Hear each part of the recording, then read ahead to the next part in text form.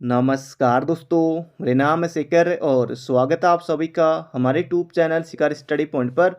दोस्तों, इस वीडियो में हम देखने वाले हैं 3 सितंबर 2022 को हुए बीएड पेपर को। दोस्तों, ये कुमाऊं यूनिवर्सिटी बीएड का पेपर है। इसमें दोस्तों हम देखेंगे हिंदी और जो 8 ग्रुप है दोस्तों उसके महत्वपूर्ण प्रश्न को। बाकी दोस्तों टीचिंग एप्टीट्यूड, इसके अलावा जो रीजनिंग पूछी की थी वो हम दोस्तों इसमें नहीं देखेंगे। इसमें 50 क्वेश्चन हिंदी के और 50 क्वेश्चन दोस्तों जो 8 ग्रुप के होते हैं उन्हें हम यहाँ पर देखने वाले हैं। तो चलिए दोस्तों वीडियो की शुरुआत करते हैं। इसकी पीडीएफ दोस्तों आपको मिल जाएगी टेलीग्राम चैनल पर दोनों पेपर की। इसके अलावा आंसर की भी अगर आपको चाहिए होगी दोस्तों, आंसर की भी मिल जाएगी टेलीग्राम चैनल पर। तो पहला प्रश्न है यहाँ पर हमारा, ये दोस्तों हिंदी भाषा है और ये हम देख रहे हैं सेट डी। अवारा मसीहा में किसकी जीवनी है? ये दोस्तों यहाँ पर पूछा गया था, अवारा मसीहा में किसकी जीवनी है? यह है दोस्तों शरत चंद्र की जीवनी है। और अवारा मसीहा के दोस्तों लेखक कौन है? ये हैं विष्णु प्रभाकर। तो विष्णु प्रभाकर का नाम दोस्तों आपको याद रखना है। विष्णु प्रभाकर अवारा मसीहा के लेखक हैं। और अवारा मसीहा में किसकी जीवनी है? तो यह है शरत चंद्र की। तो ये आपको याद रखना है। अगला प्रश्न है, क्रांति पथ का पथिक आत्मकथा के लेखक का नाम है? तो इसका सही उत्तर होगा दोस्तों बाबा पृथ्वी सिंह आजाद, ऑप्शन नंबर ए। अगला प्रश्न है यहां पर हमारा, प्रसिद्ध पाखी किस स्थान से प्रकाशित की जाती है? दोस्तों जो पाखी है ये निकलती है नोएडा से। तो इसका सही उत्तर हो जाएगा हमारा ऑप्शन नंबर सी। अगला प्रश्न है, सर्वप्रथम देवनागरी लिपि का प्रयोग किया गया था? तो देवनागरी लिपि का प्रयोग दोस्तों किया गया था, इसका सही उत्तर हो जाएगा 9वीं 10वीं शताब्दी में जयहट्ट के शिलालेख में। तो ये प्रश्न दोस्तों आयोग भी पूछ चुका है और यहाँ दोस्तों ये ज़्यादा ही टफ पूछा गया। आयोग ने पूछा था कि सर्वप्रथम देवनागरी लिपि का प्रयोग कहाँ हुआ है? तो जयहट्ट के शिलालेख में, गुजरात के राजा। और 9वीं और 10वीं शताब्दी, 8वीं 9वीं भी कहीं पर है, तो यहाँ पर 9वीं 10वीं शताब्दी दोस्तों इसका सही उत्तर हो जाएगा हमारा ऑप्शन नंबर बी। अगला प्रश्न है, भारतीय संविधान के किस अनुच्छेद में यह है कहा गया कि संघ की राजभाषा हिंदी होगी और लिपि दोस्तों कौन सी होगी? ये होगी देवनागरी, देवनागरी। तो इसका सही उत्तर हो जाएगा दोस्तों ऑप्शन नंबर डी, अनुच्छेद 343 में। बाकी दोस्तों बहुत दूर दूर के अनुच्छेद हैं जो और ऑप्शन में है, ये हो जाएगा हमारा ऑप्शन नंबर डी। अगला प्रश्न है, वर्ष 2021 में हिंदी साहित्य के लिए किस लेखक को साहित्य अकादमी पुरस्कार प्रदान किया गया? बहुत ज़्यादा दोस्तों महत्वपूर्ण प्रश्न है, बिल्कुल याद रखेगा, बिल्कुल छपेगा एग्जाम में। दया Prakash Sinha, option number A हो जाएगा इसका बिल्कुल सटीक उत्तर। बहुत ज़्यादा महत्वपूर्ण है। अगला प्रश्न है, वाक्यम रसात्मकम काव्यम किसका ग्रंथ है? ये आपको यहाँ पर बताना है दोस्तों, ये है आचार्य विश्वनाथ का, ऑप्शन नंबर सी हो जाएगा इसका सही उत्तर। अगला प्रश्न है, नाट्य शास्त्र के रचयिता कौन है? दोस्तों नाट्य शास्त्र के रचयिता कौन है? ये हैं भरत मुनि। अगला प्रश्न है, अनुकरण एवं विरेचन सिद्धांत के प्रवर्तक हैं? तो इसका सही उत्तर होगा दोस्तों अरस्तु। अगला प्रश्न है, नीचे दिए गए हिंदी भाषा के तालव्य व्यंजन छांटिए। तो तालव्य व्यंजन दोस्तों ये हो जाएगा चौ छ जौ झ, मूर्धन्य टौ ठौ डौ ढ, प फ ब दोस्तों ओष्ठी हो जाएगा और दंती हो जाएगा तो थ द द सो। तो इसका सही उत्तर हो जाएगा दोस्तों ऑप्शन नंबर ए, तालु मूर्धा दंते ओष्ठ, और क वर्ग होता है कंठ। अगला प्रश्न है यहाँ पर हमारा, निम्न में से अघोष वर्ण कौन सा है? निम्न में से अघोष वर्ण कौन सा है? बिल्कुल आसान है दोस्तों, इसका सही उत्तर हो जाएगा ये जो स है ये हो जाएगा अघोष। तो बढ़ते हैं अगले प्रश्न की तरफ। अगला प्रश्न है, हिंदी भाषा में लिंग की दृष्टि से दही शब्द है। दही दोस्तों खट्टा होता है या खट्टी होती है? दही खट्टा होता है, दही दोस्तों पुल्लिंग है। तो ये हो जाएगा हमारा ऑप्शन नंबर ए। अगला प्रश्न है, किताब शब्द किस भाषा का है? किताब शब्द किस भाषा का है? दोस्तों आपने देखा होगा कि आज से मतलब कि 3 या 4 दिन पहले एक प्रश्न आया था, हमने देखा था हिंदी में, किताब और दिमाग किस भाषा के शब्द हैं? तो किताब और दिमाग दोस्तों देखिए, किताब वही प्रश्न आ गया, अरबी भाषा के शब्द हैं, आपको याद होगा। इसका उत्तर हो जाएगा यहाँ पर अरबी। अगला प्रश्न है, बादल का पर्यायवाची नहीं है। बादल बोले तो दोस्तों मेघ, मेघ, इसके अलावा जलद, वारिधर। दोस्तों ये हो जाएगा बादल का, इसका सही उत्तर हो जाएगा जलधि। दोस्तों ये हो जाएगा धी, धी आ गया दोस्तों समुद्र के लिए। तो इसका सही उत्तर हो जाएगा ऑप्शन नंबर सी।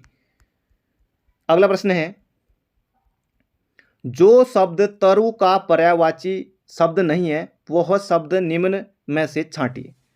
तो तरु यानी कि दोस्तों तरु को कहते हैं बिटप, पादप, पेड़, द्रुम।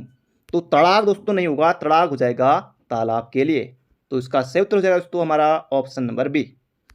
अगला प्रश्न है, अर्वाचीन शब्द का विलोम है। अर्वाचीन का दोस्तों विलोम होगा ऑप्शन नंबर बी हमारा यहाँ पर प्राचीन, और या फिर दोस्तों इसका नवीन भी हो सकता है। प्राचीन का दोस्तों नवीन भी या अर्वाचीन, दोस्तों दोनों में से तो ये आपको करना है। इसका सही उत्तर हो जाएगा यहाँ पर हमारा अर्वाचीन का प्राचीन, नूतन का पुरातन होगा। अगला प्रश्न है, नीचे दिए गए शब्दों में से वह स्त्री जिसका पति परदेश से आने वाला हो। आर ओ यार दोस्तों अगर आप तैयारी कर रहे हैं जैसे, तो वहाँ भी इस तरह के क्वेश्चन आते हैं वहाँ, तो ये आपको किसी भी परीक्षा के लिए महत्वपूर्ण है। वह स्त्री जिसका पति परदेश से आने वाला हो के लिए एक शब्द है। दोस्तों इसका सही उत्तर हो जाएगा आगमस्य पति का। तो इसका सही उत्तर हो जाएगा आगमस्य पति का, ऑप्शन नंबर ए। अगला है तत्सम शब्द। दोस्तों यहाँ पर आपको छांटना है। तत्सम दोस्तों हो जाएगा यहाँ पर हमारा विवाह, यानी कि संस्कृति के समान है तत्सम, और तद्भव हो जाएगा, जैसे इसका तद्भव हो जाएगा ब्याह। तो इसका उत्तर का ऑप्शन नंबर सी। बाकी ये सींग, दर्शन, छेद ये सभी तद्भव है। अगला प्रश्न है, पवन में कौन सी संधि है।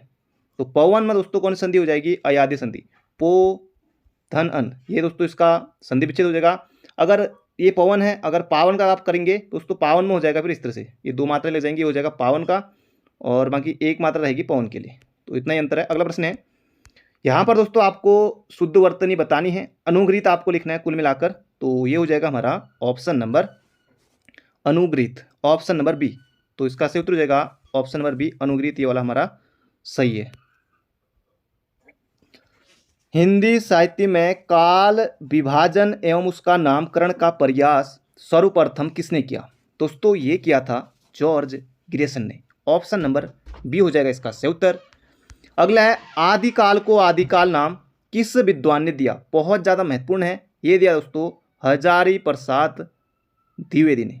तो इसका सही उत्तर हो जाएगा यहाँ पर हमारा ऑप्शन नंबर सी, आदिकाल को आदिकाल नाम दिया था हजारी प्रसाद द्विवेदी ने। अगला प्रश्न है, सिद्धू की भाषा क्या है। सिद्धू की भाषा दोस्तों ये हो जाएगा हमारा संध्या, ऑप्शन नंबर सी हो जाएगा इसका सही उत्तर। अगला है, नाथ संप्रदाय को मानने वाले मूलतः किसकी उपासना करते थे। दोस्तों ये भगवान शिव की करते हैं, ये हो जाएगा हमारा ऑप्शन नंबर ए। अगला है दोस्तों, ये बहुत ज़्यादा महत्वपूर्ण है किसी भी परीक्षाओं के लिए, तो ये आपको यहाँ पर बताना है कौन इसमें से सुमेलित नहीं है। द्वैतवाद माधवाचार्य, दोस्तों ये बिल्कुल सही है। द्वैतवाद रामानुजाचार्य, दोस्तों ये गलत है। द्वैतवाद दोस्तों ये हो जाएगा यहाँ पर हमारा निम्बार्कचार्य। ये दोस्तों किसका है, ये है निम्बार्कचार्य का दर्शन है। अद्वैतवाद शंकराचार्य बिल्कुल सही है। शुद्धाद्वैतवाद वल्लभाचार्य ये भी सही है। और दोस्तों जो ये रामानुजाचार्य हैं इन्होंने दिया था विशिष्टाद्वैत दर्शन, विशिष्टाद्वैत दर्शन इन्होंने दिया था। और द्वैतवाद दोस्तों ये हो जाएगा निम्बार्कचार्य का। तो ये आपको याद रखना है, बहुत ज़्यादा महत्वपूर्ण है। अद्वैतवाद शंकराचार्य, तो ये आपको याद रखना ही है। शंकराचार्य आपको पता है कि उत्तराखंड में भी आए थे, समाधि भी उनकी यही है केदारनाथ में, इसलिए प्रश्न महत्वपूर्ण है। इसका सही उत्तर हो जाएगा ऑप्शन नंबर बी। अगला प्रश्न है, मीराबाई के गुरु का नाम क्या था। दोस्तों इसका सही उत्तर हो जाएगा संत रविदास या रैदास। तो मीराबाई हमारे हिंदी के सिलेबस में भी हैं और इसलिए आपको याद भी रखना है। कबीर के गुरु कौन थे दोस्तों, ये थे रामानंद। तुलसीदास के गुरु कौन थे दोस्तों, ये थे नरहरिदास। इसलिए आपको ये सभी याद रखने हैं। अगला है, रामचरितमानस का प्रधान रस है। तो रामचरितमानस दोस्तों तुलसीदास की है, अवधी भाषा में दोस्तों ये है, ये आपको याद रखना है। और इसमें दोस्तों कौन सा रस है, ये दोस्तों शांत रस है। शांत रस बोले तो ऑप्शन नंबर ए। अगला प्रश्न है,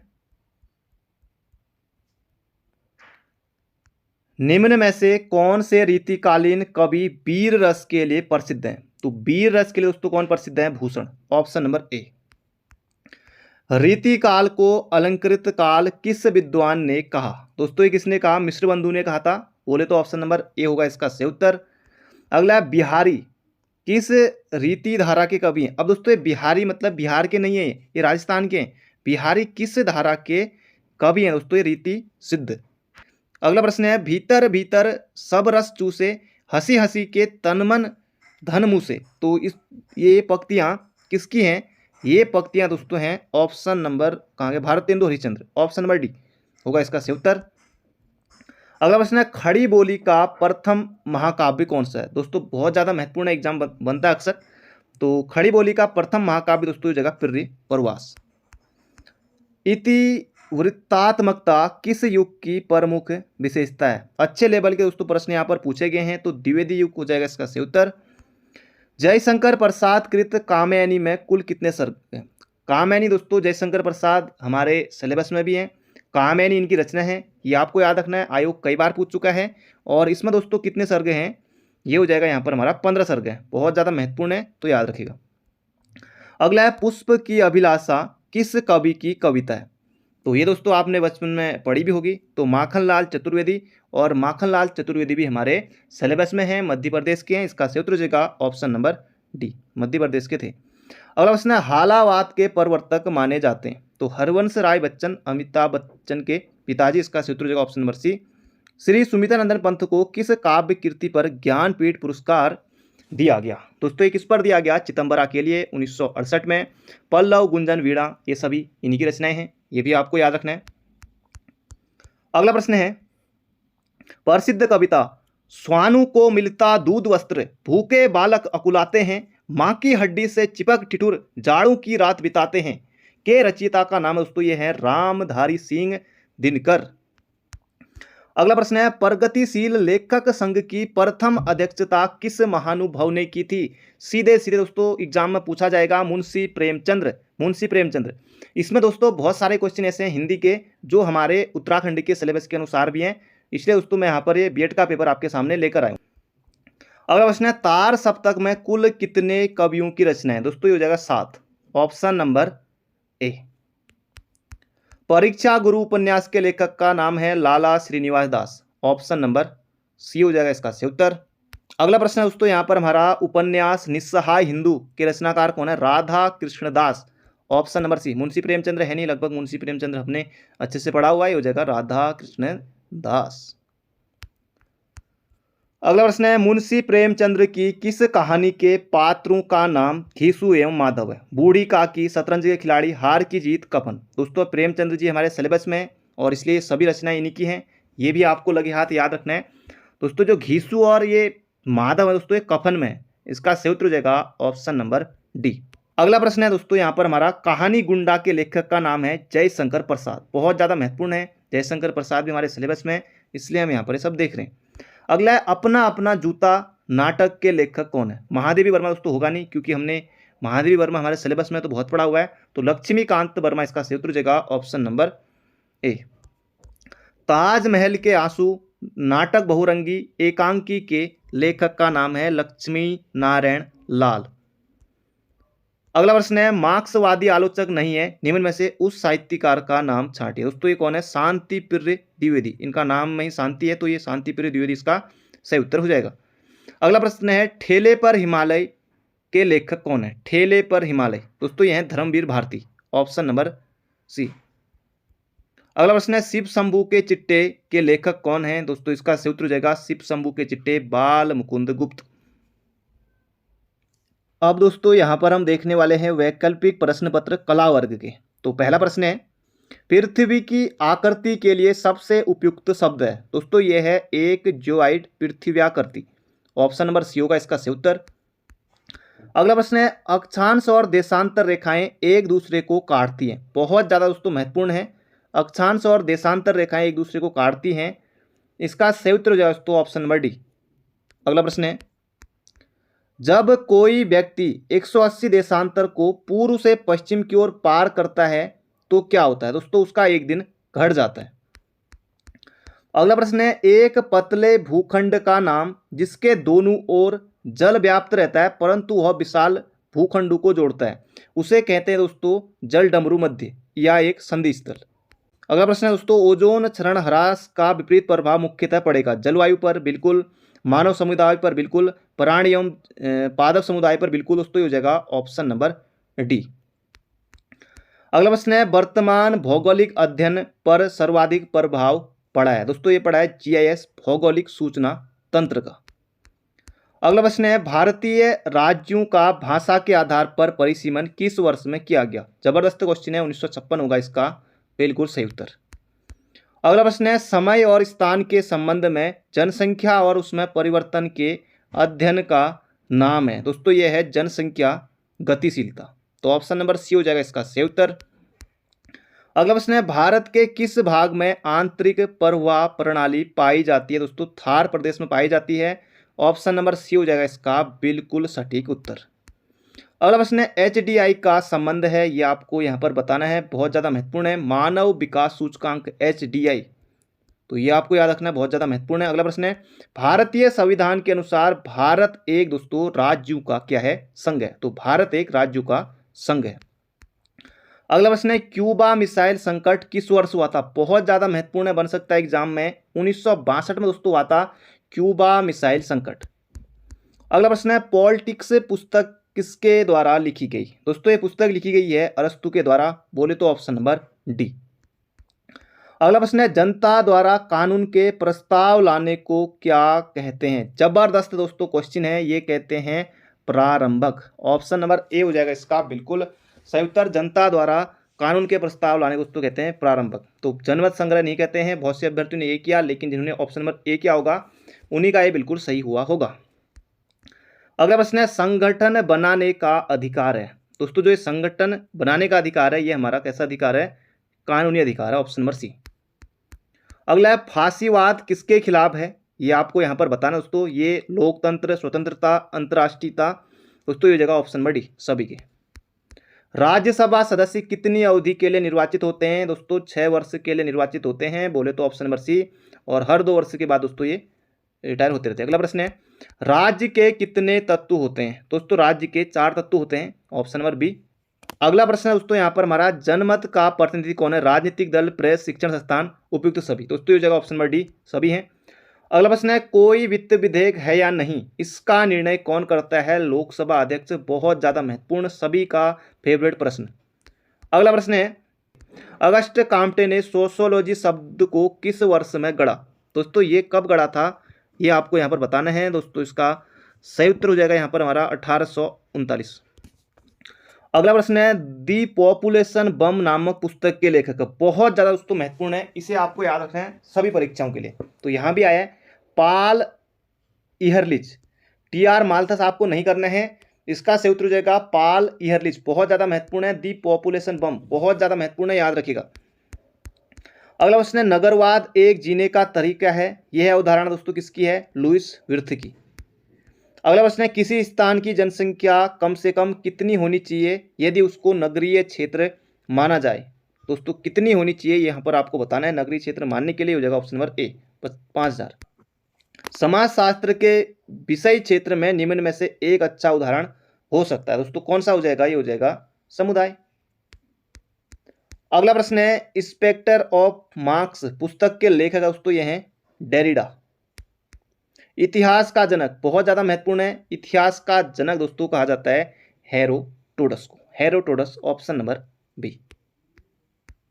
अगला प्रश्न है सैंधव सभ्यता में विशाल स्नानागार दोस्तों, ये कहां से, मोहनजोदड़ो, ऑप्शन नंबर डी, बहुत ज्यादा महत्वपूर्ण है, एग्जाम में दर्शन होंगे। चंद्रगुप्त विक्रमादित्य, चंद्रगुप्त द्वितीय के समय नवरत्नों में से कौन नहीं था, ये आपको यहाँ पर बताना है। कालिदास, अमर सिंह, शंकु ये सभी थे, अश्व घोष दोस्तों नहीं थे, इसका सही उत्तर हो जाएगा हमारा ऑप्शन नंबर सी, बहुत ज्यादा महत्वपूर्ण है, याद रखिएगा। पृथ्वीराज विजय किसकी रचना है दोस्तों, ये है किसकी, जयानक भट्ट की, ऑप्शन नंबर ए। अगला प्रश्न दोस्तों पानीपत का दूसरा युद्ध कब हुआ था, 1556 में, और पहला हुआ था 1526 में, और तीसरा हुआ था 1761 में। मुगल शासक नहीं है दोस्तों, ये शेरशाह सूरी नहीं है मुगल वंश का, बाकी अक्कू बाबा और जहांगीर, शाहजहां दोस्तों ये सभी मुगल वंश के हैं, इसका सही उत्तर हो जाएगा शेरशाह, ऑप्शन नंबर सी। अगला अशोक आंदोलन कब हुआ दोस्तों, ये हुआ था 1920 में, ऑप्शन नंबर बी होगा इसका सही उत्तर।